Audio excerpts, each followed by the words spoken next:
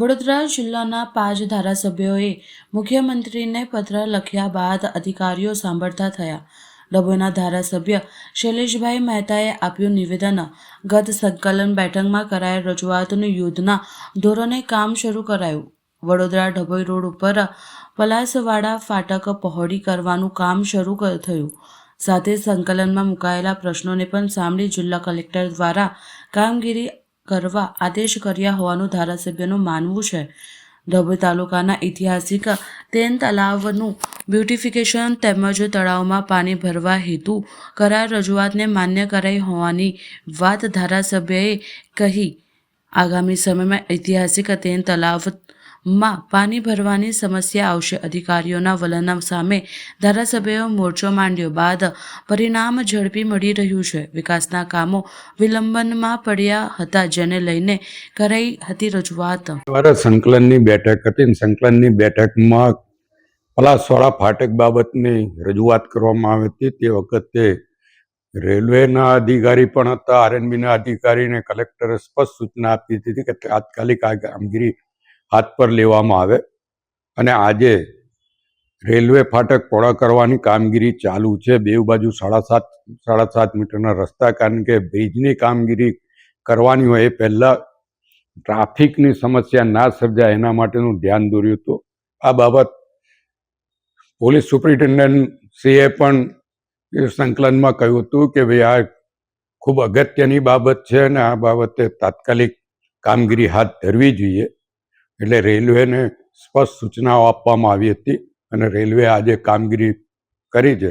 હું આ તબક્કે અધિકારીઓને અને ખાસ કરીને અમારા મુખ્યમંત્રીશ્રીનો આભાર માનું છું કે જે રજૂઆતો અમે કરી હતી એની કામગીરી હાથ પર લેવામાં આવી છે અને ટૂંક સમયમાં તેન તળાવમાં પાણી ભરવાની જે વાત છે એ પાણી પણ ભરાશે અને એનું બ્યુટિફિકેશનની પણ અમે જે વાત કરી છે એની કામગીરી પણ ચાલુ કરવામાં આવશે. જિલ્લા કલેક્ટર દ્વારા ડભોઈના હીરા ભાગોળની પણ મુલાકાત લેવામાં આવી હતી. એ પણ સંકલ્પની અંદર આપ દ્વારા હીરા ભાગોળ ખાતે આવેલ ગણભવાની મંદિરનો યાત્રાધામ વિકાસ બોર્ડ દ્વારા કામગીરી હાથ પર લેવાની છે. એના આર્કિટેક્ટની નિમણૂક થઈ ગઈ છે અને એ આર્કિટેક્ટની નિમણૂક થઈ ગઈ છે. એની એનઓસી જે આર્કોલોજી ડિપાર્ટમેન્ટ પાસે લેવાની છે એ બાબતની ચર્ચા થઈ છે. એ ટૂંક સમયમાં આવી ગયા પછી ગણભવાની મંદિરના રિનોવેશનની કામગીરી હાથ પર લેવાશે અને ત્યારબાદ તેની પાછળનું જે તળાવ છે તેની પણ કામગીરી હાથ પર લેવામાં આવશે. ડભોઈના સિકરી તળાવની પણ બ્યુટિફિકેશનની હાલ કામગીરી ચાલી રહી છે. કેટલું કામ થયું છે? સિતરાઈ તળાવની કામગીરી ચાલી રહી છે. 3 કરોડ જેવી રકમ સરકાર તરફથી આપવામાં આવી છે અને ટૂંક સમયમાં ત્યાં બીજા પણ ફેરફારો કરીને ત્યાં લોકોને ફરવા માટેની સગવડ થાય એવું આયોજન ત્યાં કરવામાં આવી રહ્યું છે. એ નગરપાલિકા દ્વારા એની પર સુપરવિઝન કરવામાં આવે છે. ટૂંક સમયમાં એ કામગીરી પૂર્ણ પણ થશે અને એનું લોકાર્પણ પણ કરવામાં આવશે.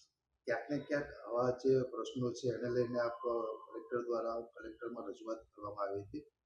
જે લેટર મુખ્યમંત્રીએ લખવામાં આવ્યો હતો કે આવા વિકાસના જે કામો અટકી રહ્યા છે તેને અનુલક્ષીને કરવામાં આવે. જે વિકાસના કામો હોય એ ડીલે થતા હતા, અટકી રહ્યા એટલે જે રજૂઆતો થઈ હોય એ ઘણા સમયથી એ ડીલે કામો થતા હતા, એટલા માટે અમે રજૂઆત કરી હતી. પણ અમને આનંદ છે કે કામગીરીની શરૂઆતો થઈ ગઈ છે અને ટૂંક સમયમાં તમામ અમે સૂચવેલા કામો હાથ પર લેવામાં આવશે અને પૂર્ણ પણ થશે અને લોકાર્પણ પણ થશે.